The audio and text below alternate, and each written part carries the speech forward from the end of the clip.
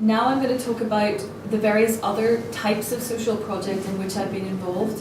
Сейчас она собирается поговорить про другие типы проектов, в которых она участвовала. How as an artist and as a playwright I have used my art to affect social change. Как она, как писатель и как драматург с помощью искусства могла повлиять на изменения в обществе. This has become a very prominent part of the theatre industry within the UK. Это достаточно такая популярная часть в Великобритании. Important part, yeah. Важная часть Великобритании. The UK. So there are many different types of ways in which theatre practitioners use their art in order to work with non-artists. Да, существует очень много способов, как искусство может соприкасаться с тем, что, казалось бы, не принадлежит к сфере искусства. Sometimes this is because theatre companies want to grow an audience for their own work. А иногда это происходит потому, что театр просто пытается вырастить аудиторию, которая впоследствии станет его зрителем. It's called audience development within the United Kingdom. В Великобритании это называется развитие аудитории. We don't have the same traditions of theatre going as exists in other European nations. У них нет подобных традиций походов в театр, как в других европейских странах. So theatre companies want to go to the audience and bring them into the theatre, so to make it less threatening and make the theatre more welcoming to different types of social groups. То есть театру приходится как бы самому выходить в народ и презентовать себя, и чтобы он не казался таким неприятным, таким чужим, и тем самым вовлекать людей из разных социальных групп в вот это искусство театра. So there's an aspect of it which is to do with social inclusion, making sure that theatre, it doesn't seem like it's only for one small group of educated and rich people. То есть главная цель – это показать, что театр это не создан не только для одной единственной социальной группы, которая обладает некими привилегиями, то есть не для элиты, не только для элиты. So these are the underlying principles of how all this work that I've done has begun, really. То есть это вот те самые главные принципы, благодаря которым началась работа Николы. So the first thing I'm going to talk about is related to Class Act, which is work with young people. То есть первое, о чем она будет говорить, это все, что связано с арт-классом и то, что связано с молодыми людьми. I'm going to talk about two specific projects that, as a playwright, I was asked to lead.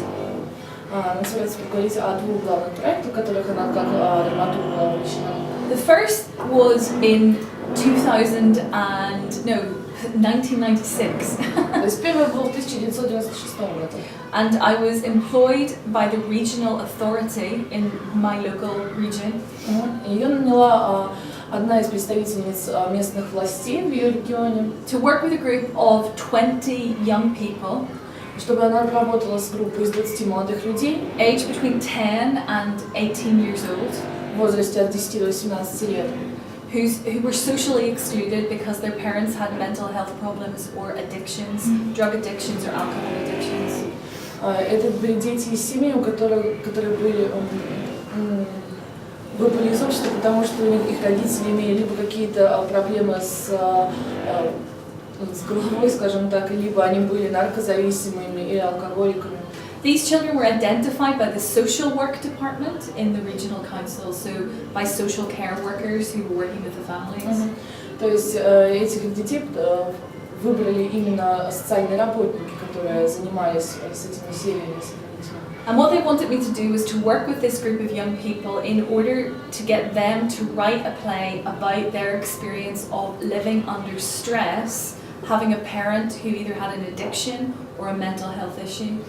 И задачей было написать пьесу, основываясь на собственном жизненном опыте, о том, каково это быть ребенком из семьи, в котором родители либо алкоголики, либо наркозависимые, или имеют какие-то проблемы с здоровьем. And the principle was that this would be what we call verbatim theatre, so like documentary theatre, but that the young people who perform the play, they had written themselves. И это так называемый документальный театр, где те самые люди, которые написали эти пьесы и выступают на сцене. This was an exceptionally difficult project. Это был исключительно сложный проект. As you can imagine, the young people, to begin with, were very, very difficult. Ну, как вы можете понять, что с такими молодыми людьми очень сложно взаимодействовать. They were there because they were told they had to be there, not because they wanted to be. И они находились в этом проекте не потому, что они действительно этого хотели, а потому что им так сказали, нужно поучаствовать в этом проекте. So effectively, the regional authority had lied to me. То есть, по сути, представительница власти, она просто обманула их. They told me these children are very enthusiastic, and they were so not enthusiastic. То есть ей сказали, что они полны энтузиазма, а на деле вышло наоборот. So it was just me and this group of 20 very behaviorally difficult children. То есть была она одна на 20 этих детей, которые у которых проблемы с поведением в связи с тяжелой социальной ситуацией. And the first 4 weeks of this project were hell. И первые 4 недели проекта были настоящим адом. They were uncooperative, they were fighting each other, they were violent, they were aggressive. Они никак не могли объединиться, они могли подраться друг с другом, применяли насилие друг к другу, то есть вообще не могли взаимодействовать. А по какому принципу именно эти 20 детей попали в эту группу, и как вы удерживали вместе в течение 4 недель? То есть они находились вот в каком-то учреждении специальном или что? Do you know how these children were selected? By the, I just said, by the social work department in the regional authority. So by the welfare kind of workers within the regional authority who were working with the families. То есть отобрали их социальные работники, and how could you put them all together? So we're in one building, or? Yes, we were all in one building in a youth center in the middle of a very big housing scheme, very poor area.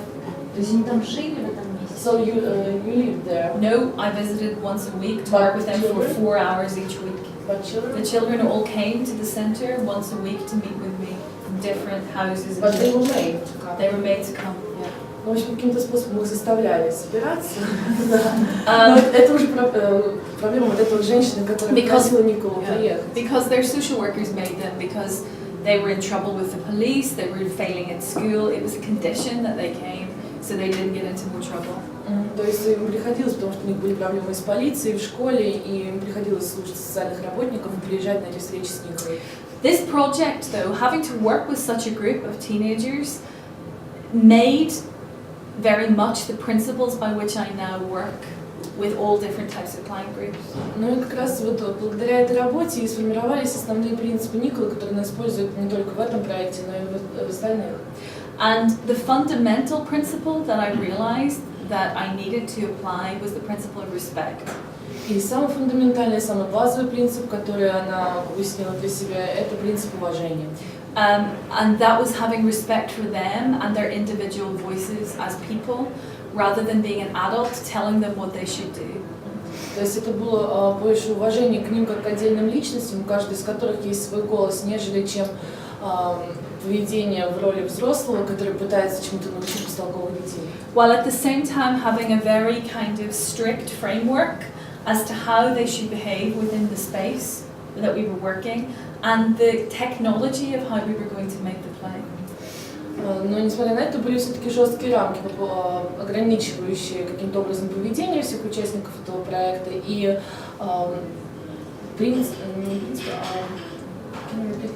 the principles of how we were going to make the play. Ну, как бы принципы, на которых будет строиться пьеса, которую они собирались писать. And the most important thing of all was not to be afraid of them.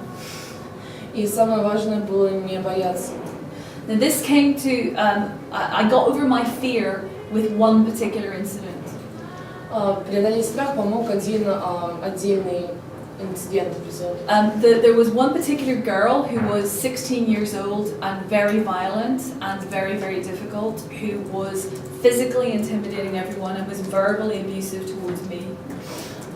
Одним из этих случаев была очень сложная 16-летняя девочка, которая постоянно применяла насилие к своим сверстникам, была очень сложная в общении и очень сильно психологически оказывала давление на других участников, в том числе и на Николу с помощью слов, то есть грубила постоянно, использовала жесткие выражения. And I had a rule that when we were discussing the play, we needed to sit down together in a circle and listen to each other, and she was this one day refusing.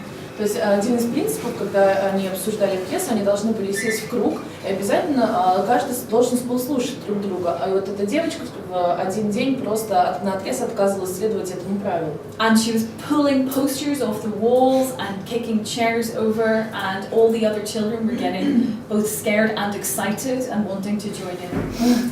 То есть она начала срывать постеры со стены, начала пинать стулья, и все дети, смотря на нее, приходили сначала в замешательство, может быть, немного в ужас, затем тоже возбуждались, им тоже хотелось сделать что-то подобное. So very strongly I said, okay, if you don't sit down, then you have to leave the room. You can't stay in here because you can't work like this. This is not acceptable.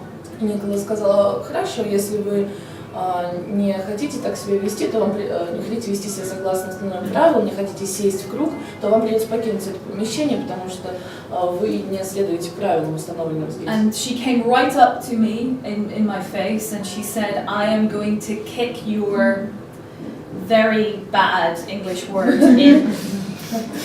И эта девочка подошла прямо к ней вплотную, смотря в лицо, сказала в достаточно жесткой форме, что как бы это выразить? Bad English word. Да, очень плохую фразу. And all the other children were like, и все остальные дети просто вскрикнули. And in a split second I thought, this moment defines everything that I will do from here on in. И в эту же секунду Никола осознала, что в этот момент он как раз определяет именно все то, чем они занимались в течение этого времени. So I said to her very calmly, okay then, if you're going to do this, please go ahead, because I'm so bored now listening to you threatening this, that, you know, let's just do it and get it over with.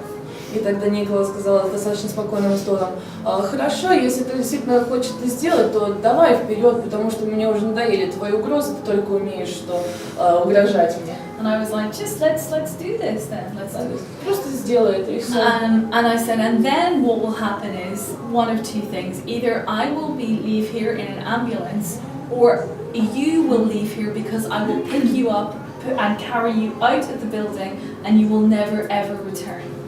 И тогда у этой истории может быть только два исхода. Первое, что приедет скорая помощь и заберет меня с побоями, либо то, что я возьму тебя, перекину через плечо и выкину из этого здания. Больше ты никогда в него не зайдешь. So make a decision. What would you like to do? То есть выбирай, сделай выбор. And she looked at me in utter disbelief. She looked at me in utter disbelief. She couldn't believe it. Да, и она посмотрела на нее, просто не веря своим ушам. And she said, "You're сумасшедший. You're insane," she said. Она сказала, что вы сумасшедшие. And I said, "No, I want to get on with the work we're doing. That's why we're here." Но Никола сказала, нет, я просто хочу, чтобы у нас действительно получилась та работа, ради которой мы здесь сейчас. So decide, either sit down and work or leave, or kick my head in. То есть решай, либо сядь, либо ударь меня и вылетай отсюда. And I can't describe to you the tension. The other children were really stressed, but she just sat down. То есть все находились в таком напряжении, сидели и смотрели, чем что все закончится, а она просто взяла и села на место. And from that point on, she was the most compliant, easy to work with, creative, inventive child I think I've ever been with. И с тех пор, вот именно с этого самого момента, она стала именно самым легким в общении, самым продуктивным, самым креативным участником всего этого проекта, вообще среди всех, с кем Никола когда-либо сталкивалась. She was the one who came up with all of the script ideas for that play and the 2 subsequent plays that I made with this group of children. Она была именно тем человеком, который выдавал почти все идеи, предлагал почти все идеи для вот этих пьес, которые писались в рамках проекта. It completely changed her life working on this project. И работа в этом проекте полностью изменила ее жизнь. She was failing in school. She was under caution by the police. Her life was going in a terrible direction. And in the space of 2 years, she had passed all of her exams and was on her way to becoming a firefighter. То есть сначала у нее были ужасные проблемы в школе, она не могла никак сдать ни экзамены, ни контрольные, Она была под наблюдением полиции, на учете стояла. Ну и в принципе, то есть жизнь ее в принципе шла под откос, но спустя 2 года после работы в этом проекте она кардинально изменилась. Мало того, что она сумела закончить школу, сдать все экзамены, все долги, она еще собирается, сейчас она уже учится для того, чтобы стать пожарником. 1 year after I stopped working with this group of children, the social worker sent me through the post the evening newspaper, and on the front page there was a big photograph of this girl. И вот спустя год прислали ей социальный работник, который работал с этой девочкой, прислал Николе в письме вечернюю газету из того региона, и там на первой полосе была огромная фотография этой девочки. And it said, "Drama changed my life." И там заголовок гласил: «Драма, театр, драматургия изменила мою жизнь». None of that would have happened if I had been afraid. И ничего из этого не случилось бы, если бы Никола просто испугалась. Or if I had judged her for her behavior. Да, или если бы она просто судила ее за поведение. And written her off as a waste of time, like her teachers, her parents, and the police had. И просто тоже потеряла время, так же, как и родители, полиция и все, кто с ней работал. So that taught me a really great lesson about the value in people that appear to have nothing of value in them when you first meet them, and who in fact appear to be the worst type of people. То есть она говорит о том, что нельзя сразу ценить людей по тому, как тебе это кажется, и что зачастую, да, именно ценность, те скрытые черты характера, они должны развиваться. То есть зачастую те люди, которые изначально, на первый взгляд, кажутся самыми ужасными, самыми неспособными к работе, после определенной работы с ними выходит как раз-таки наоборот, что именно они становятся главными генераторами идей и наиболее сильно меняются и участвуют в проекте. So it taught me to be very brave, it taught me to be very honest, and it taught me to have absolute faith in the power of art to change people. То есть этот проект научил ее быть смелой, быть честной и быть абсолютно искренней в искусстве. That project ran for 3 years in the end. Но проект шел 3 года. We brought in lots of other writers, and we then started to work with younger children who were under 10 as well. Затем они пригласили еще других писателей, начали работу уже с детьми, которые еще младше, то есть меньше 10 лет. And it was really quite extraordinary just to see the change in confidence levels and in an ability to relate to other people that occurred for these children as they continued to do this project. И было очень интересно наблюдать, как меняется the change that occurred in all of these children as we continued to do the project. В принципе, то есть как менялись эти дети в течение этого проекта. So the second project that relates to young people that I then became involved with after this. Второй проект, который тоже связан с молодыми людьми, в котором она участвовала, was a project called The Big Step. Это был проект, который назывался Big Step, то есть большой шаг. This was a project that was funded by the government. Этот проект был спонсировался государством. And it specifically for theatre companies. Специально для театров.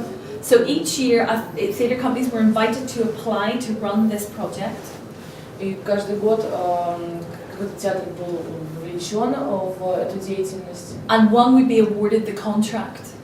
One company would be awarded the contract and given the money to do this project. То есть это было что-то вроде конкурса, и только одна театральная компания в конце получала деньги на свою деятельность. The project was specifically working with young people leaving the care system in Scotland. Этот проект был специально направлен именно на детей, которые жили в Шотландии, то есть да, дети, которые жили в интернатах, в приютах, специально на них из Шотландии. Age between 16 and 25. В возрасте от 16 до 25 лет. It was a very similar idea to the previous project, which was to get the young people to write about their own experiences, or to write plays which were either about their own experiences or something just entirely made up. То есть цели и задачи проекта были в принципе похожи. То есть детей хотели попросить написать пьесу, основываясь на собственном опыте. То есть это может быть либо пьеса о своей семье, о том, о своих сложностях, либо пьеса в принципе о чем-то, с чем они сталкивались в жизни. And there was myself, a professional playwright, there was a professional director and a couple of professional actors. And we made these plays with the young people, and then the young people performed those plays with us in front of a big paying audience. То есть помимо Николы, профессионального драматурга, работал также профессиональный режиссер, было нанято несколько профессиональных актеров, и они все вместе, после того, как дети написали сценарий, поставили спектакли и участвовали в них все вместе. И выступали они перед большой аудиторией. Once again, this was a very difficult project. И опять это был очень сложный проект. We started with 12 participants and we ended with 4. Начали они с 12 участников, а к концу осталось всего 4. And the reason why so many fell away was there were multiple reasons. И было очень много причин, почему произошло такое резкое сокращение с 12 до 4. One is the way the system works, the way the social care system works within Scotland. Первая причина — это то, как работают социальные службы в Шотландии. Communication is bad. Очень плохая коммуникация, общение. The young people weren't being given money or help to get to the workshops.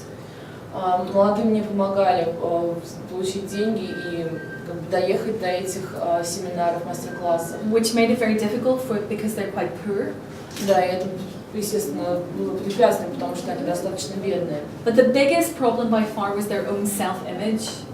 Но самая большая проблема — это их собственный образ себя в своих глазах. I have worked here in Internet. Она работала именно в России. I worked here in Russia. Она работала здесь в России в интернате. And I'm really aware of the stigma of being brought up in such a place. И она прекрасно понимает эти чувства и вообще ощущения, когда ребенка просто отправляют в такое место, когда бросают родители. In the UK, there is a similar stigma to being brought up within care. А в Великобритании примерно та же самая ситуация. These young people feel like rejects because they are rejected, often by their families and abused.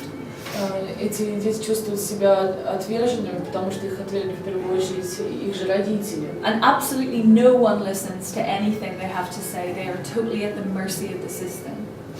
И никто никого не хочет слушать, потому что они at the mercy of the system. Mercy at the they are victims of the system. Да, они просто жертвы системы.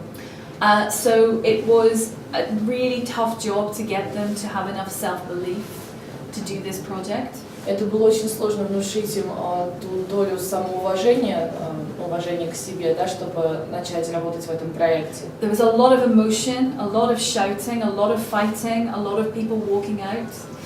И было очень много эмоций, были драки, были крики. И многие люди просто уходили. But there were also in the end 4 very good short plays. Но в конце концов 4 замечательные пьесы получились. Which sold out completely. The general public bought lots of tickets. It was very successful. Да, и которая в итоге имела очень большой успех, и много билетов было продано на это представление. One of the young people I subsequently met 10 years later, and he was finishing his degree at university in theology. И спустя 10 лет я встретила одного из выпускников этой программы, и он заканчивал университет по теологии, религиоведению. So once again, this boy, when I met him, was on drugs. То есть, когда она первый раз его встретила, тогда 10 лет назад, он принимал наркотики. And now he isn't. Now he is a lecturer at a university. Да, и сейчас он читает лекции в университете. So again, and he says that a lot of his success is down to being given a way to speak about his life and to be heard. Да, он говорит, что очень многое в этой жизни для развития дало ему именно та возможность говорить о себе, говорить о своих проблемах публично. So I think one of the themes that will keep recurring as I speak is this notion of the power of giving people a forum to tell their story. И то есть одно из, к чему оно все это ведет, потому что главное в этой жизни действительно для развития это возможность, и для этих проектов это возможность дать голос другим людям и рассказать им свою историю. And giving them a public forum for that, where they can, other people can see what has happened to them or what's going on inside their head. И чтобы другие люди могли увидеть, что же действительно на самом деле произошло с этими людьми, или о чем они думают, какие процессы творятся у них в голове. It's actually a really simple idea. На самом деле это очень простая идея. But it's very difficult to do. Но ее очень сложно воплотить в реальность. Because it's difficult to give them the confidence to do it, and it's difficult to get the system around us and the general public to accept it. Потому что это очень сложно. It's very difficult to do because it's difficult to get them to have the confidence in themselves to do this. Потому что это очень сложно внушить им тот уровень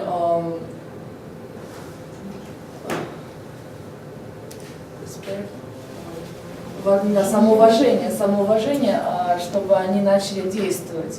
И очень сложно вот именно пойти против этой системы, которая приписывает им определенные качества.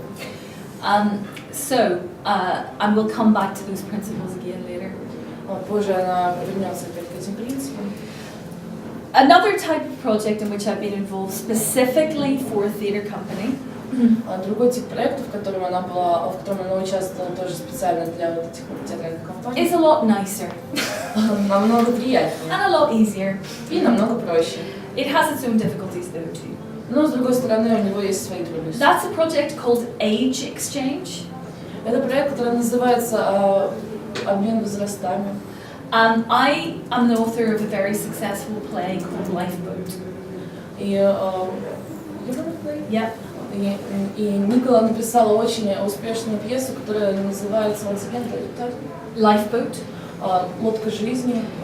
It is a true story of two young girls who survived a shipwreck during the Second World War. То есть эта история основана на реальных событиях о двух девочках, которые выжили после кораблекрушения во время Второй мировой войны. It's currently playing in Krasnoyarsk. И сейчас эта пьеса идет в Красноярске. And this play has traveled all over the world from Broadway to Australia. И эта пьеса, она, можно сказать, путешествовала по всему миру от Бродвея до Австралии. The company who commissioned the play decided it would be a really good way of getting young people in primary schools to talk to elderly people. И очень многие компании посчитали, что эта пьеса это хороший способ показать молодым детям, молодым, что говорить со старшими это необходимо. For the generations to understand each other better and for children to understand the history better.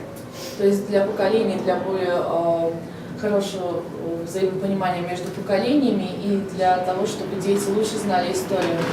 So in each place where the play toured, to each town where the play was showing, То есть в каждом городе, в котором показывали эту пьесу, в которой она была поставлена, we would take one class of children around 8 years old.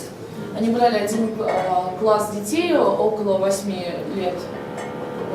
And we would bring them to a home, a kind of internat for elderly people. И они просто приводили их в дом престарелых. And I'll tell you about one experience again and how it affected the participants. И сейчас она опять расскажет одну историю, которая очень сильно повлияла на участников. In one place, I was working with 30 8-year-olds and 30 elderly people. То есть в одном из городов я доработала с 30 8-летними детьми и 30 взрослыми людьми. So 60 very noisy people. То есть 60 очень шумных, громких людей. Some of the elderly people could not speak because they had a stroke. Многие из старых людей просто не могли говорить, в силу возраста, физических особенностей. Many were physically incapacitated. У многих были проблемы с физическим здоровьем. So what I did with them was I got the children to go through the same process I had gone through in order to write the play. И то есть она заставила детей как бы пройти через тот же самый процесс, через который прошла она, когда писала пьесу. So in order to write the play, I had visited one of the women who was involved in the shipwreck and spent 3 days with her listening to her story. То есть для того, чтобы написать эту пьесу, она нашла одну из старых женщин, которая выжила в кораблекрушении, и провела 3 дня с ней, просто слушая ее истории. But listening to her story dramaturgically, that's important. Но очень важно, что не просто слушать, а слушать именно с точки зрения драматурга. So thinking about it as a play. То есть думая о том, как бы это выглядело в пьесе. So I asked the children in pairs to come up with 3 questions about growing up during the wartime to ask their chosen elderly person. То есть она попросила детей разбиться на пары и задать 3 вопроса, которые связаны с жизнью на войне, с теми трудностями, с которыми люди сталкиваются, и выбрать одного из вот этих старых людей, чтобы задать ему эти 3 вопроса. Before we started, the elderly people were very sad. It was a depressing place to be. До того, как они начали, все старые люди были в достаточно таком плохом расположении духа, потому что все-таки дома престарелых не самое лучшее место. Some were incontinent. They couldn't keep control of their bowels. Некоторые из них просто могли контролировать свои движения. It was embarrassing. И это очень смущало их. The children were scared being in this environment with these sick, old, depressed people. И дети тоже были очень напряжены, потому что они находились в обществе старых, больных и немного странных людей. It was, by the end, everyone was laughing. Но в конце все смеялись. I'll tell you about 2 little boys specifically who were working with an old man called Jim. Я расскажу вам о 2 маленьких мальчиках, которые работали со стариком по имени Джим. Jim had a stroke and he could only say the words yes and no. У Джима были проблемы с речевым аппаратом, он мог говорить только слова «да» и «нет». These 2 little children, these 2 little 8-year-old boys came to me and said, "We can't do this, we can't do this." И эти 2 мальчика подошли к Николе и сказали: "Но мы не можем этого сделать, мы не можем спросить его ни о чем." Because he can only say yes and no. Потому что он может только сказать «да» или «нет». And I looked at Jim and Jim was like, Я посмотрела на Джима, и Джим сделал такое движение. So I said to these 2 little boys, well, if he can only say yes or no, then you've got to come up with some questions that he can answer yes or no to. So instead of asking him, what was your favorite hobby? Maybe suggest different hobbies to him and see if he says yes or no to them. То есть, раз уж такие дела, то, может быть, вы будете задавать вопросы, на которые он сможет ответить «да» или «нет». Например, вместо того, чтобы спросить, какое у вас хобби, попробуйте предположить, так, чтобы он мог сказать «да» или «нет». И в конце концов вы узнаете это, вы угадаете. And I said, do you think you can do that? Они спросили: неужели вы думаете, мы справимся? They looked at each other and they were very perplexed. They went, we'll try. Но они потом посмотрели друг на друга и решили. So they went away and they sat with a piece of paper and wrote their questions down. Они взяли листок бумаги, написали много вопросов. And they weren't very confident it was going to work, and neither was Jim. Ни они, ни Джим не были уверены, что что-нибудь из этого получится.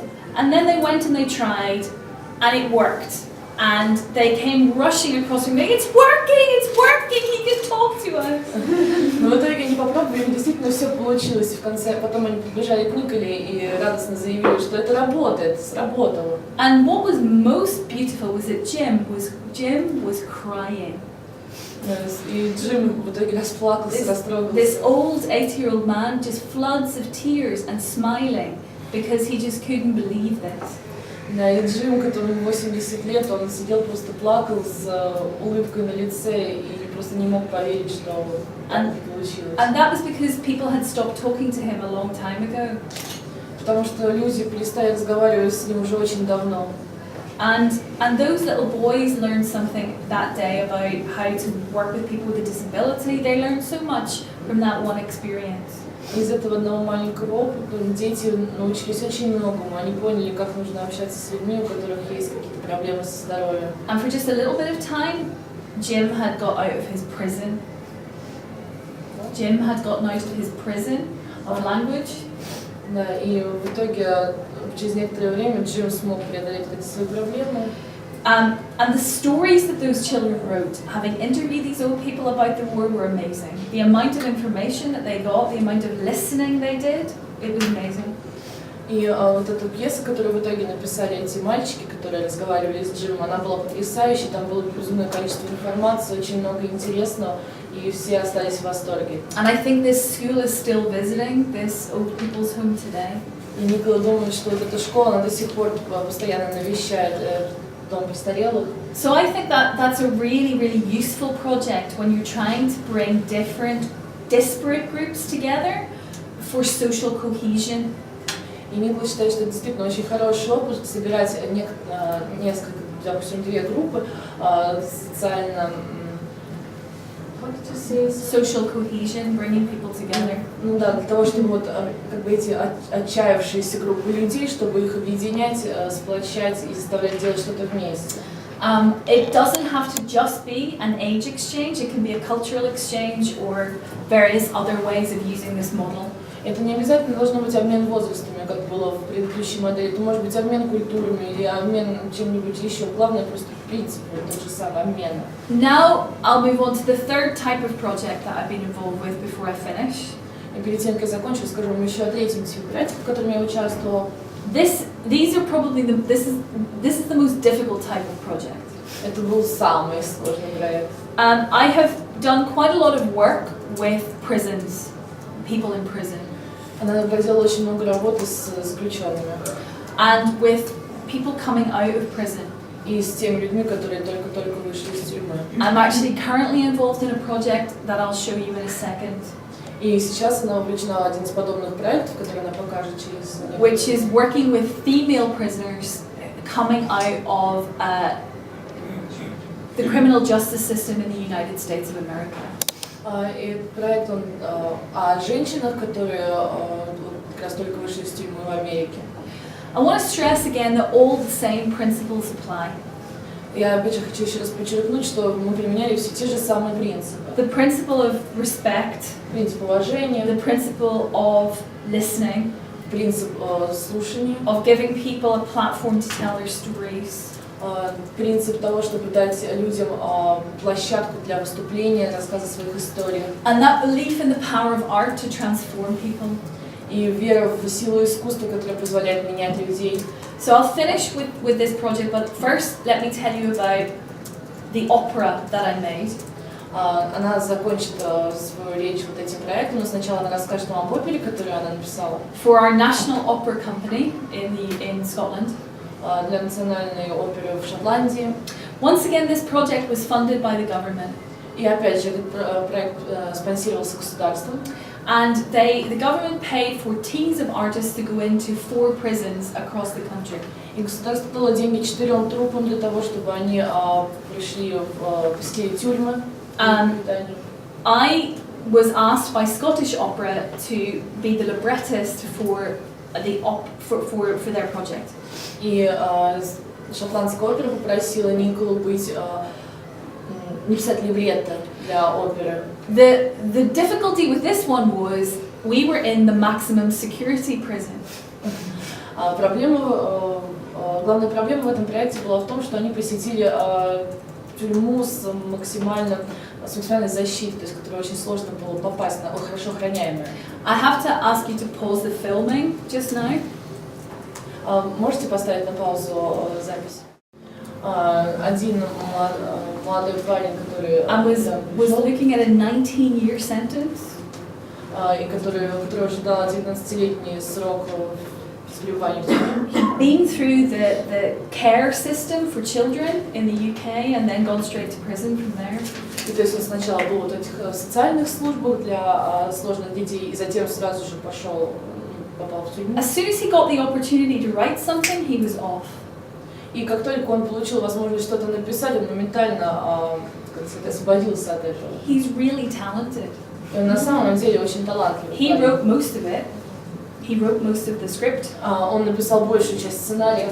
And before the performance began, which took place in front of MPs and their families and prison staff. И до того, как начался спектакль, который они играли для публики, в которой были родители и работники тюрьмы, he turned to me and he said, "That's it. From here on in, I'm not getting into any more trouble. I'm not smuggling mobile phones into the jail. I'm not smuggling drugs. I'm just going to write plays." И вот он перед самым началом пьесы он повернулся к Николе и сказал: все, на этом я все заканчиваю, я перестаю приносить телефоны, я перестаю приносить наркотики в тюрьму, я просто начинаю писать пьесы, я меняюсь. This is my life from now on. И это вот моя жизнь с этого момента и до конца. And I was quite worried when he said that. И Никола был немного беспокоен, когда он Because his expectations of himself had grown. Потому что его ожидания от самого себя выросли. But his ability to do that wasn't there yet. Но как бы, его способности не поспевали за ростом этих желаний. So I said to him, "Okay, I'm going to tell you that that's good. Your plan is good, but И я сказала ему: хорошо, твой план это очень хорошо, но you will make a mistake. Но ты обязательно сделаешь ошибку. Because your life in here means that sometimes you're going to have to do things like you just said, like smuggle phones and drugs in. Потому что твоя жизнь здесь предполагает то, что тебе все-таки иногда придется приносить там телефоны, наркотики. But when that happens, just remember this. Just promise me this, that you'll get up and start again. Но как только ты совершишь эту ошибку, просто пообещай мне, что ты не сдашься и просто как бы начнешь заново. That when you make one mistake, you won't let that beat you. That you'll just try again. Remember, I said this to you. То есть, когда ты делаешь одну ошибку, ты помни о том, о чем мы с тобой договаривались, и просто пытайся заново все начать. Today he is studying for a degree in English literature by correspondence. Сейчас, да, он получает, сейчас он учится в университете, by correspondence. It's a postal thing. He's studying for a degree. То есть, да, он получает именно степень по почте в университете. Заочная. And he's still writing. Заочная. And he's still writing. Да, и он до сих пор пишет. The other chap I told you about, the first guy I told you about. Первый парень, о котором она упоминала. I can't mention on camera. That's fine. Just say I can't mention on camera. Тот, который она не может упомянуть перед камерой. He went through a bit of an amazing transformation too. He decided that his participation was so controversial. Он тоже прошел через грандиозные изменения. Он сказал, что его участие было настолько противоречивым, его чувствам. That despite having done quite a lot of work to make the opera, что несмотря на то, что он не так-то много работы сделал, чтобы написать оперу, he wouldn't actually perform in it. He wouldn't perform in it. Он не будет участвовать в ней. And he said to me, Nicola, I've decided to not go on stage and be in this role. Let's give it to someone else.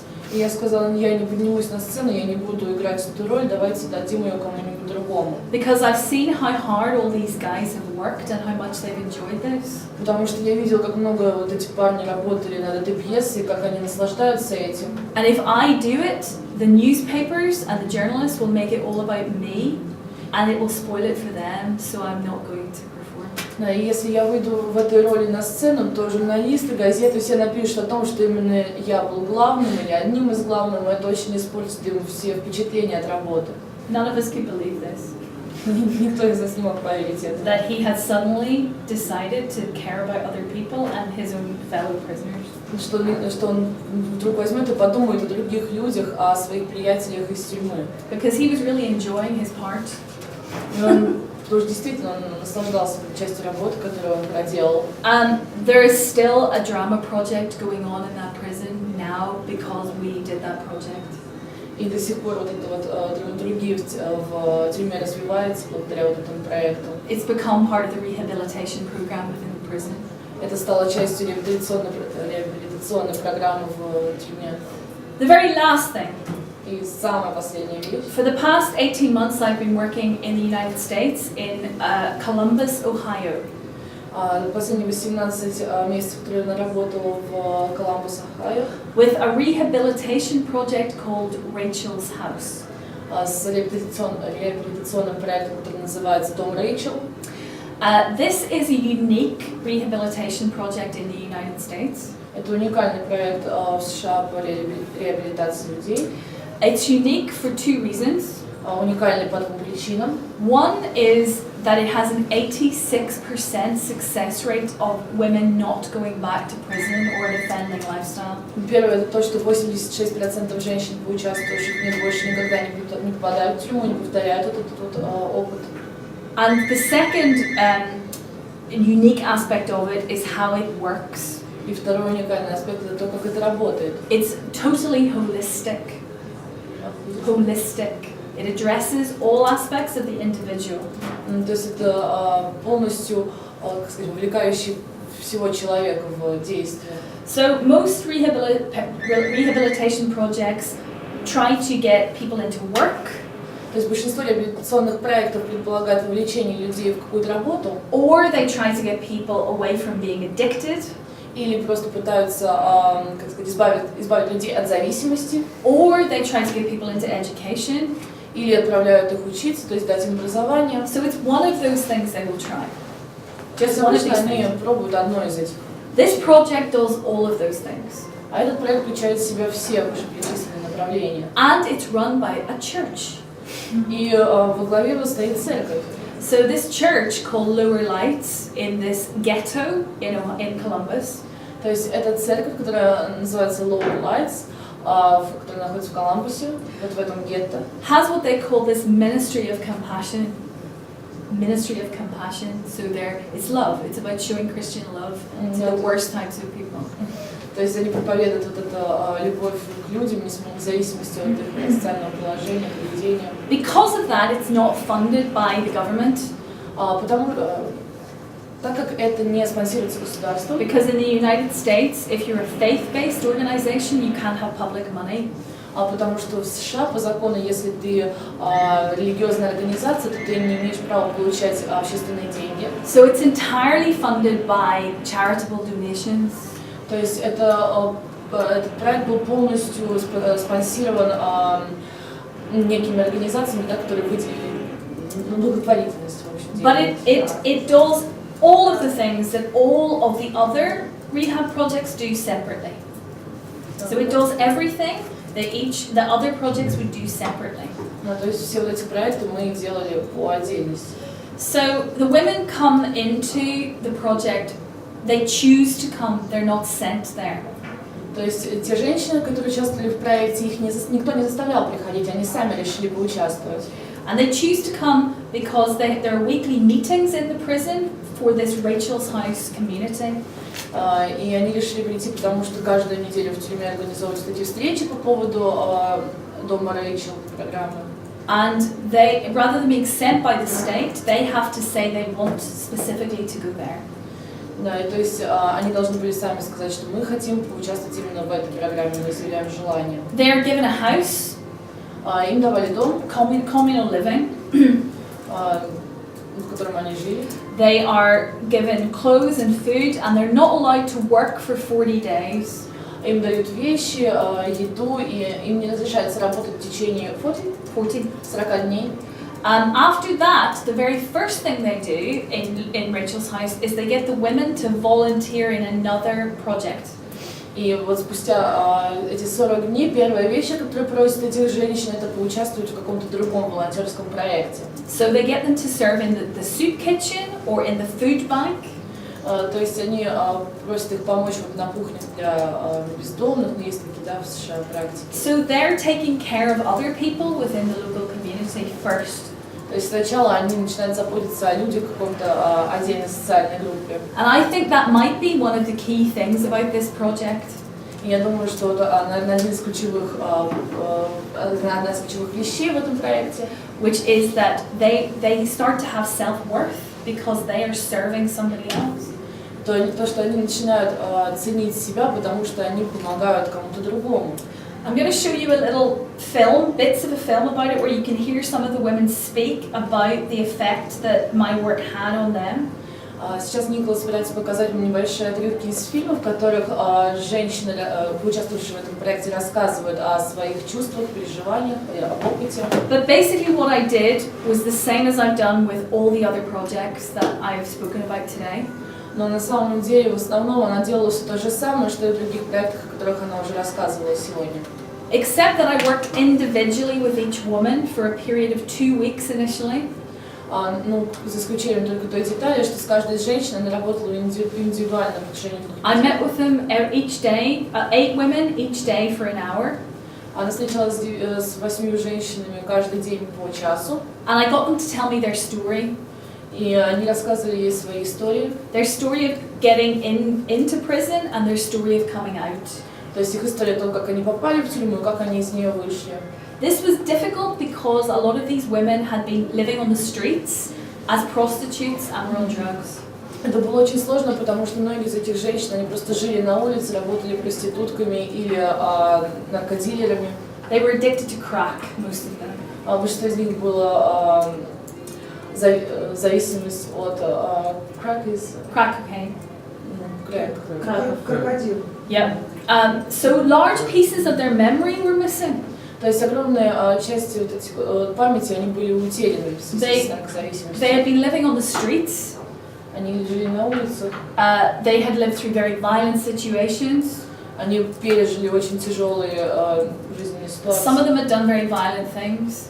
Многие из них сами были очень жестокими. I treated their lives individually as if their lives were a play. So what I was trying to do was put it in order for them. То есть я смотрела на их жизни, когда мы в беседе с ними, как на тот сюжет в пьесе, и помогала им просто расставить все на свои места в их жизни. So one woman in particular, through me trying to put everything in chronological order that happened to her, she started to remember things that she'd long since forgotten. То есть, в частности, например, одна женщина, когда они стали выстраивать все события в хронологическом порядке, к ней начала возвращаться память, она начала вспоминать о тех моментах, которых забыла уже очень-очень давно. And practically this helped her fill in her CV to apply for a job. И на деле это помогло ей заполнить резюме для того, чтобы подать его на работу. She's now a manager in a fast food chain. Сейчас она менеджер в сети ресторанов быстрого питания. 18 months later. 18 месяцев спустя. But she wouldn't have been able to complete her CV had she not had this kind of work with me, where her whole story was put in order for her. То есть она не смогла бы заполнить это резюме, если бы они вот так не беседовали с Николой и не восстановили все события. The outcome of this is that I have written a play based on all of their lives that we performed for the first time there for the women last June. И соединив все эти истории в одну пьесу, мы написали сценарий и выступили первый раз с премьерой в прошлом июне.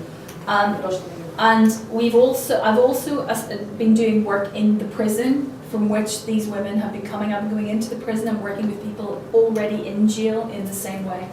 И то есть она точно так же взаимодействовала с людьми, которые сейчас находятся в этой тюрьме, из которой вышли эти женщины. То есть начала работу уже непосредственно не после их освобождения, а еще на том этапе, пока они находятся там внутри. I could tell you so many stories about this, but I'm just going to finish by showing you little bits of the film.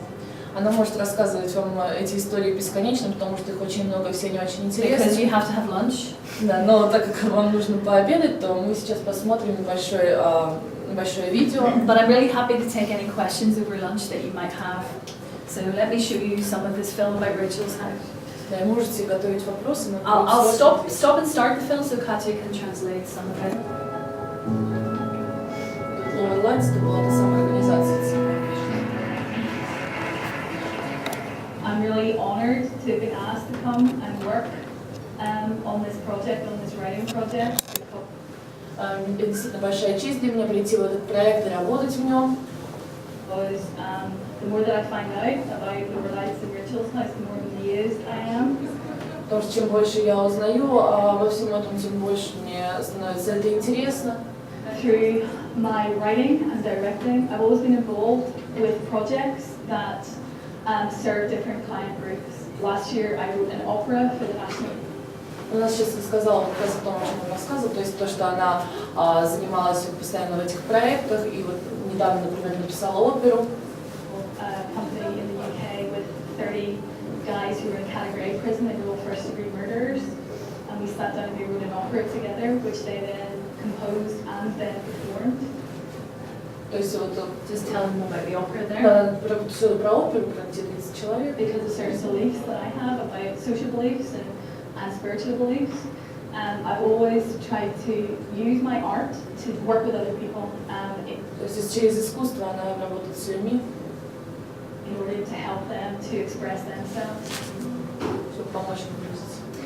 So this next section is showing you the community, showing you the setting of where Rachel's house is. You will see it's a very run-down area. Сейчас вот в следующей части покажут именно ту часть города, с которой работала Никола, в которой жили эти люди, находился этот дом Рэйчел, и вы увидите просто вот ту атмосферу, которая в этой части города присутствует. You will see lots of derelict buildings and boarded-up houses. Вы увидите очень много разрушенных зданий, брошенных зданий. And you'll see lots of prostitutes on the street corners touting for business. И очень много проституток на углах улиц. Cranston is one of the largest white, low-income communities in the nation, and pertaining to that is a white Appalachian culture. The Appalachian culture is very relational through the last, I think, 20. This is the psychologist who works with Lower Lights. Это психолог, который сотрудничал с вот этой организацией церковной. All of these buildings are what are called crack houses, they're drug dens. Все эти здания называются дома с Грегом, я не знаю, как это правильно. Притон. You will now, the street, okay, this is a shot of the street on which Rachel's house is set. Это вот улица, на которой находится дом Рэйчел. This street has the highest incidence of arrests for soliciting in the state of Ohio. И на этой улице происходит больше всего задержаний именно за вход, For prostitution. за проституцию во всем штате Ohio. You can't walk down this street without a drug-addicted prostitute falling into you. И вы не можете пройти по этой улице, чтобы на вас не упала какая-нибудь наркоманка-проститутка просто от передоза. So this is where the rehabilitation project is. То есть вот где как раз этот реабилитационный проект проходил.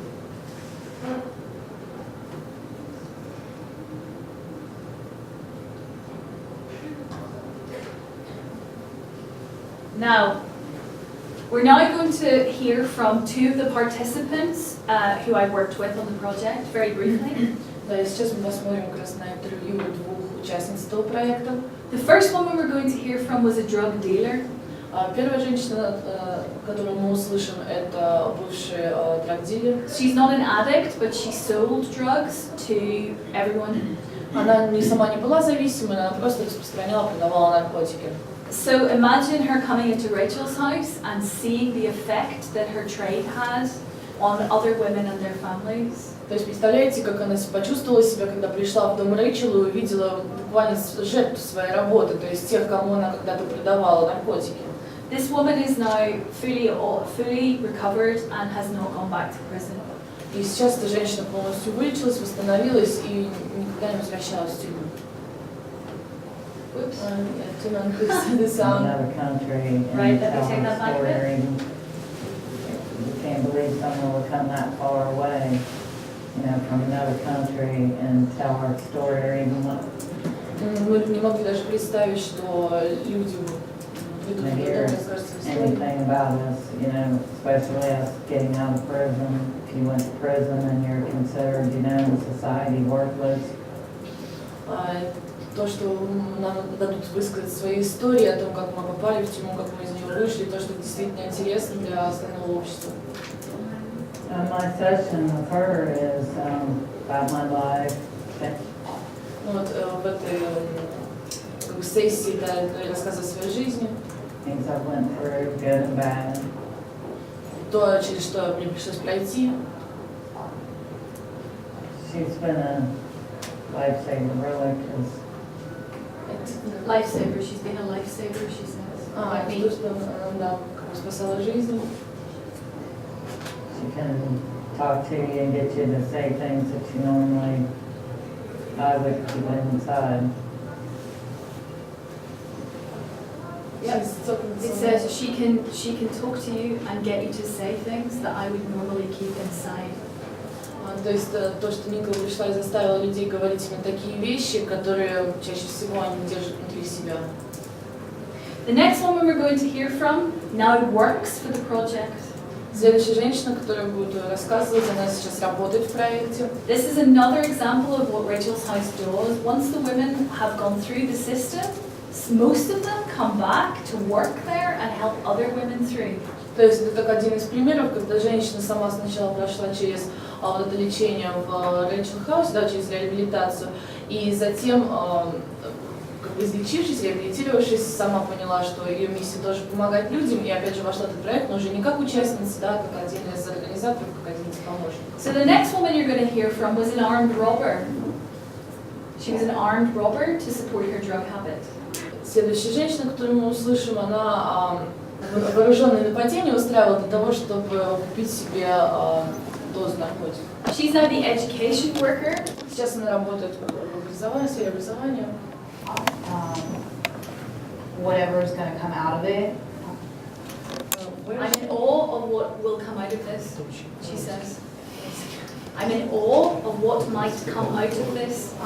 Я имею в виду, что все, что вот может из этого выйти. And how it's all going to be collaborated together. And how it's all going to be put together. И как это все будет. And it's not just one story, it's many stories as one. It's not just one story. Да, это не одна история, как бы вот эти все истории собранные воедино. Even the women who walk the streets of Franklinton, like it gives them a voice. И даже вот тем женщинам, которые находятся на улицах, ну, вот, которые вы видели, да, даже им дается голос. Because they're not able to be heard except for through very tragic matters. Потому что их никто бы иначе не услышал, если бы вот не такие ситуации. So these are two of the women that I worked with. То есть вот эти две женщины, с которыми Никола работала. And what we're now doing is next June, I will go back and we will take the project, take the play performed by professional actors into prisons and high schools and theatres around the state of Ohio. То есть в следующем июне Никола опять вернется вот в этот проект, они возьмут пьесу, которая будет написана, и поставят ее с помощью профессиональных актеров, и будут показывать в тюрьмах, в школах, в университетах и в театрах. We've read the play already, the professional actors have read the play for all of these women who were involved. То есть профессионалы уже прочитали те пьесы, которые были написаны участвовавшими женщинами. It was also performed at the Edinburgh International Festival last year as a reading. И вот это, но не в качестве пьесы, а в качестве просто чтения было представлено уже на Эдинбурге, на Эдинбургском фестивале прошлым летом. And it was very successful. И также имело большой успех. Again, it's the power of story. И опять же, это все сила истории. The power of someone's life to have an impact on someone else's life when they hear it, and hopefully this story will encourage people who are addicted or offending to get out of that lifestyle. То есть, опять же, о силе человеческой жизни, которая может рассказать сама о себе и с помощью своего примера дать толчок для других к совершенствованию, к изменению, о том, как люди из наркозависимых превратились в обычных членов общества. But also American society is very judgmental about such people. Но даже американское общество, оно очень осуждает обычно таких людей. And American society needs to understand that these people don't exist in a vacuum, they come from somewhere. И американское общество должно осознать, что эти люди, они не рождаются, не появляются в вакууме, они приходят откуда-то из общественной жизни. And it isn't just their own choices that make them who they are, it's also the choices society gives them. И это не их личный выбор, который они сделали, чтобы стать такими, а это выбор, который предлагает им само общество, в котором они живут. Because if you are poor, потому что если вы беден, you're not just afflicted by poverty of your pockets, so monetary poverty. То есть ты как бы зависишь от своей бедности, от того, что у тебя нет денег в кармане. There are all different types of poverty. И существует несколько видов бедности. There's also poverty of expectation, what you can expect from life. Существует также бедность от ожиданий, то есть того, что ты ожидаешь от своей жизни. And there's also poverty of the imagination, what you can imagine your life could be like. И бедность воображения, то есть они не могут вообразить то, какой бы жизнь могла бы быть. And for me, that's what these types of theatre projects give back to people. They give them some sense of how things could be.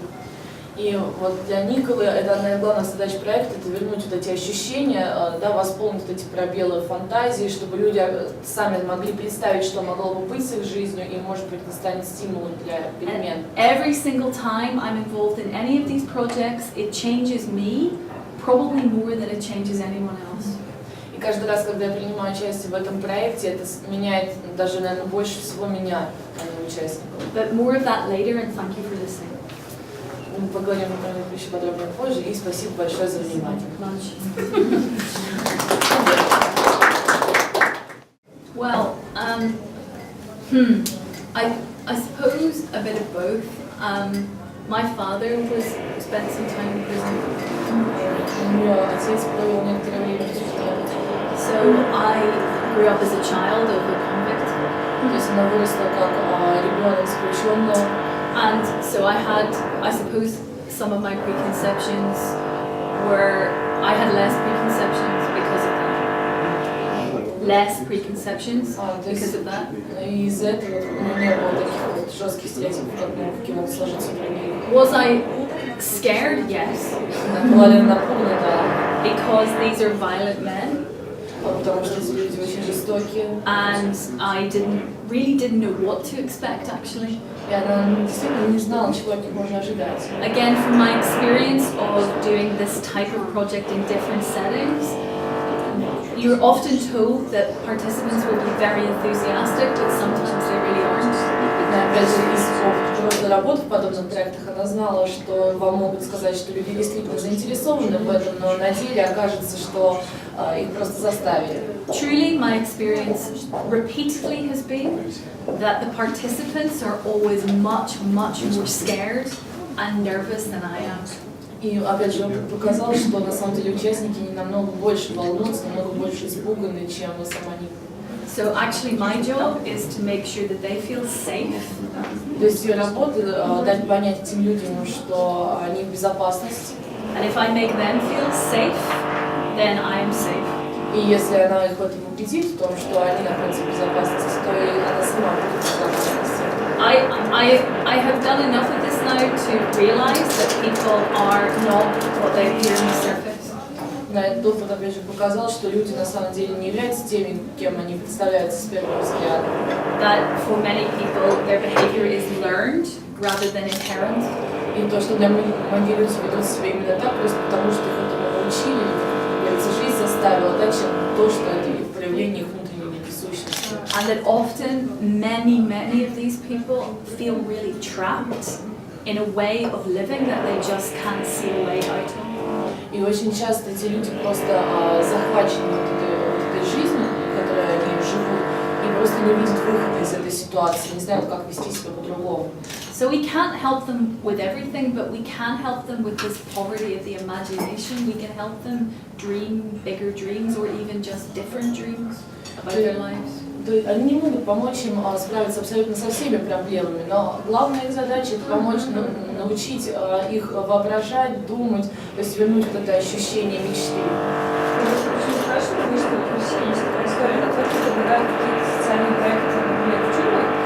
Я сейчас не говорю про театр, то есть вообще помощь бедным людям, защита прав людей, которые находятся в тюрьме. Сразу это сталкивается с очень четким народным классом, вроде как бы им так и надо, то есть эти люди уже сразу попадают в поле нелюди, и, соответственно, то есть любая попытка помощи для них создания человеческих условий, это тоже становится нечеловечным, да.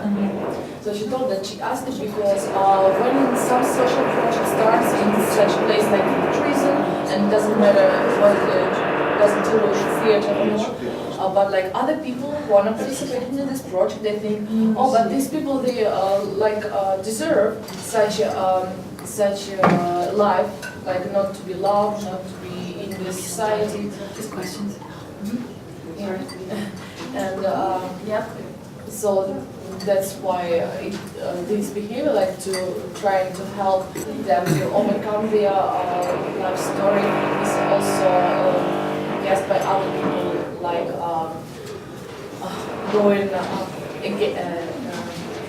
against the interest of other society. So like when you help people, such people, you are doing bad. I think we have people who have those attitudes in the UK as well, and certainly that attitude exists in the United States.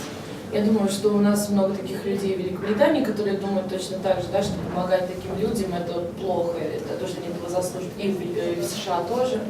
I would say that response though is a response of fear. Я думаю, что в этом виноват именно страх. It doesn't bear any relationship to socialism or to Christianity. И это не имеет никакой привязки к идеологии, да, which teaches us that people are not born a particular way or just born a particular way. There are two forces at work. There's genetics and then there's society. То есть то, что люди не рождаются такими, да, а это какие-то внешние ситуации, плюс само общество на них влияет. And I believe in a balance of like justice and this notion of grace, so that yes, people should be punished for what they do wrong, but if we don't show them any mercy or forgiveness or grace, how can they change? And therefore we make society worse by disabling their ability to change. То есть Никола видит такой некий баланс. Да, эти люди должны быть наказаны за то, что они сделали, но с другой стороны мы тоже обязаны дать им некий шанс на исправление, некое прощение. Иначе как же мы можем говорить о том, что эти люди могут измениться, если само общество не будет давать им такого выхода? That's not Dostoevsky, that's not Tolstoy. Это не Достоевский, не Толстой. It's not very Russian, that attitude, I think. Even if contemporary Russians are saying such things, that's a response because of fear. It's not a response that's, I believe, truly Russian. In my experience of Russian people. То есть это не только в России, это такое отношение должно быть везде.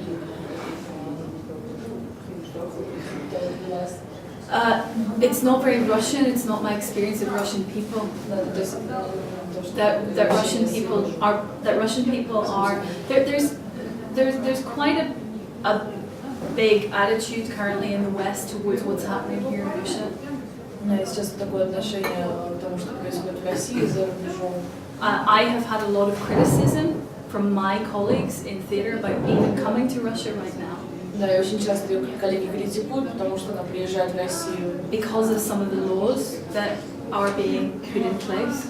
В связи с теми законами, этими антигуманными законами, которые в России. My response to that is that I don't think that Russian people are that narrow in their thinking. И она отвечает тем, что говорит, я не думаю, что русские люди, они очень узко мыслят на самом деле. And that all societies, when they're under stress economically or from war or in any other way, all societies, including the UK, make laws to punish, to scapegoat people. Да, то есть, когда страна находится в таком тяжелом положении, да, когда некое экономическое давление, экономические проблемы, политические, то страна просто вынуждена принимать такие законы, чтобы найти каких-то козлов отмщения и их наказывать именно их.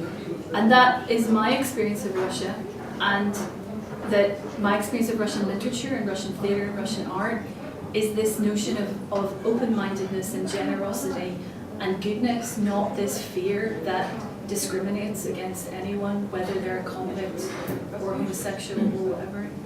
Да, и вот в связи с тем, что она бывает в России, вот лично ее опыт показывает, ее опыт плюс ее общение, так сказать, с литературой, с русской культурой показывает, что на самом деле нет в черте русского народа какой-то нетерпимости к таким людям, как заключенные или гомосексуалисты. Prejudice crosses national boundaries.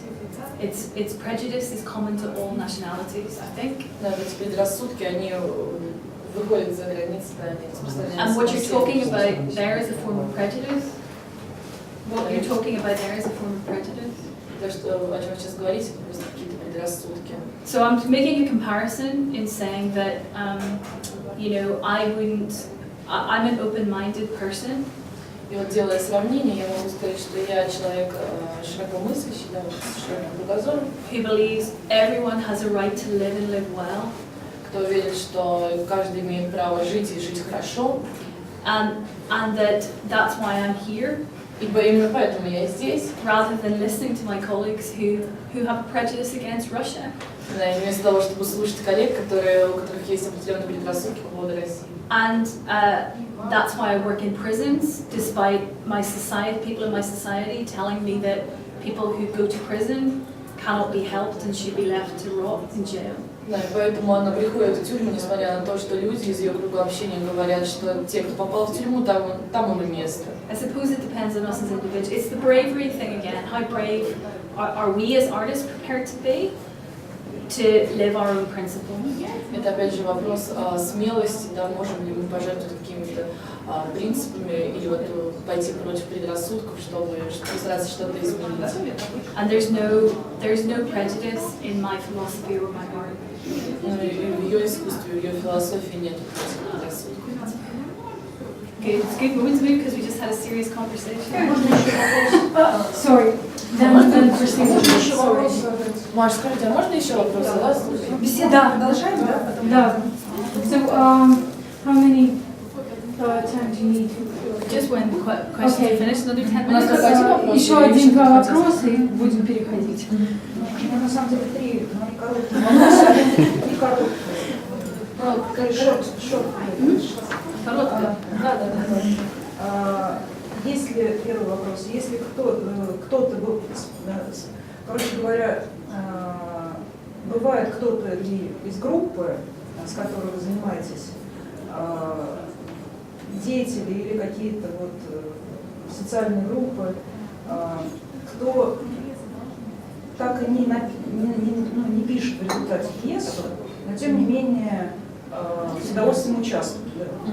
Do you have any group members in all these different projects who didn't write any play, but was excited to participate and like show the good attitude to what you are doing? No, everyone always has written something or participated fully or left the project.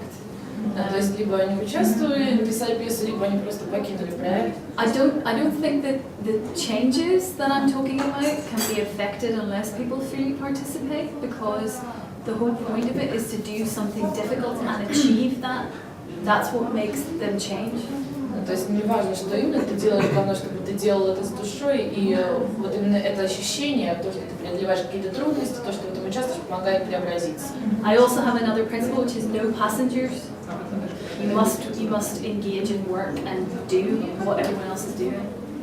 То есть этот принцип, то, что ты должен работать в команде, делать все это со всеми. Because even though these projects are fun, they're serious. Несмотря на то, что с одной стороны эти проекты кажутся просто развлекаловкой, а это все очень серьезно. What we do as artists is serious. We make work. We have standards. And my standards are high.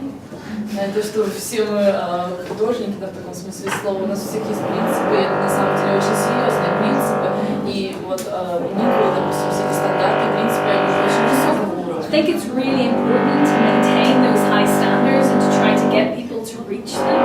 Да, и это очень важно поддерживать эти высокие стандарты и пытаться сделать так, чтобы другие люди тоже к ним тянулись. To not just say, oh well, you're not going to be able to do that. That's not part of the approach that works, I think. Да, и нельзя просто говорить, ну это вам не по зубам, у вас это не получится, это не то, для чего делается проект. We must always push people to be the best they can be and achieve the most they can achieve, and that's what makes them change, because suddenly they realize, oh, I didn't know I could do that. То есть самое главное это поддерживать веру в этих людях, что они смогут это сделать, и в конце концов они сами понимают, что они преодолели какие-то трудности и преобразились. В связи с этим второй вопрос. Известно ли, что кто-то стал профессиональным драматургом из ваших учеников? Do you know if someone became a really professional playwright after such projects? I know people are on their way to doing so, yes. То есть я знаю только тех, кто пока еще на пути к этому, но they're all girls. One I worked with is now a professional filmmaker. Одна девочка стала профессионально заниматься съемкой фильмов. Another is studying to be a professional screenwriter. The young people seem to want to go into screen. То есть другая девочка, она сейчас учится именно на факультете, да, который обучает написанию телесценариев, и она сейчас пошутила, говорит, что в основном молодежь больше стремится на экран, чем на сцену. There are a few who become actors. Некоторые, да, стали актерами. I think that's sort of less important to me, whether they actually become theatre makers, than that they actually do something constructive rather than just waste their life. Но для нее самое важное не то, чем они занимаются, да, пишут они пьесы, не пишут, а именно то, что они занимаются чем-то полезным и меняют свою жизнь. And that kind of connects to your question, the former question, that you know, if we can make people see themselves differently, then they might choose to live differently, and often they do in my experience, they make different choices. То есть благодаря этим проектам мы помогаем людям увидеть себя с другой стороны и сделать другой, выйти из жизненной ситуации. Because one of the things that these projects do is they increase a participant's empathy. Да, то есть одна из вещей, которые достигают этого проекта, это то, что они эмпатию в людях выращивают, вытаскивают из них. You know, their understanding not just of how other people feel, but actually it teaches them emotional intelligence about their own feelings. То есть даже не столько вопрос того, что думают, там, что нужно думать о других, как жить, а именно о том, как самому себя воспринимать правильно свои эмоции. Because you often find that people who commit crime they don't even understand themselves properly. То есть потому что многие люди, которые совершают преступления, они просто не могут сами себя понять. They have lots of rage, and that's rage and anger.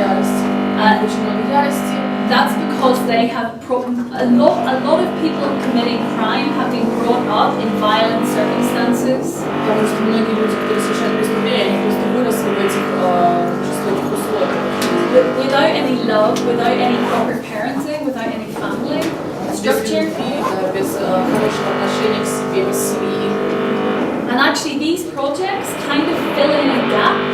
И вот эти проекты, они как будто бы заполняют эту лакуну в воспитании, образовании. Because you as the artist, sort of, you act almost like a mother or father figure in a way, because you're birthing something new in them, and sort of, it's a strange relationship. It's like being a mentor to someone. То есть это как будто ты берешь на себя, художник берет на себя роль матери, потому что ты приносишь жизнь что-то новое, как-то воспитывает. И вообще надо отмечать, что это очень странное взаимоотношение, потому что ты вроде как такой некий наставник становишься на этого человека. You become very important to them. И вы становитесь очень важными для них в жизни. It's a really big responsibility. Это очень большая ответственность. When I returned to the United States, to Rachel's house, Когда я вернулась в США, вот в дом Рэйчел, I have to visit every single one of those women and spend time with them and talk to them about how their lives are now, and they ask my advice about things, and they want me to meet their children and stay in their houses. It's a big job. Когда она вернулась, она посетила каждую из участниц этого дома Рэйчел, и они действительно очень с радостью восприняли ее, познакомились со членами своей семьи, предлагали погостить. And I have done that. I did stay with one of the women for 3 nights in her home, which was interesting. И вот с одной женщиной она 3 ночи провела в ее доме, это было очень интересно. But she was overjoyed that I did that, because to her it was important to show me that she was okay and what she achieved with her life. Да, и ей было очень важно показать именно Николе, как изменилась ее жизнь, и как она сейчас живет, как все хорошо. And this woman was living alone for the first time in her life at the age of 61. И она жила одна в первое время, в возрасте 61 года. She'd been in and out of prison for 40 years. Она провела в тюрьме 40 лет. And she's fine. She's been clean of drugs and working for 8 years now. И сейчас она вполне хорошо себя чувствует, да, избавилась от наркозависимости, уже 8 лет как работает. So yeah, it's if I hadn't seen it, I think for the people who criticize the type of work that we do, they need to see it. Я думаю, что те люди, которые критикуют тот вид работы, которым мы занимаемся, они просто должны взглянуть на это сами. I'll speak a bit when we move through about Class Act and the terrible attitudes that we had to the first Class Act we did in Tolbiaty in 2004. Doing Class Act in Russia for the first time was one of the hardest things I've ever done because no one believed it was the right thing to do to work with children. What was the point in that? В 2004 году впервые в России она приехала с этим мастер-классом. Это было очень сложно просто потому, что люди не понимали, как это будет работать, и они просто не верили в то, что это действительно может работать. And there were big fights, and now look, Masha has done it many times now in Russia. Да, было очень много споров вокруг этого, но сейчас посмотрите, сколько проектов уже сделала Маша. But when we move through, I'll tell you about how the project began in Russia and about exactly that, about how difficult it was to make it happen. Когда мы переместимся в другое помещение, она начнет именно с истории вот этого проекта в России. And I'll leave more time for questions later as well, if you have any more. Да, и она оставит еще время для вопросов.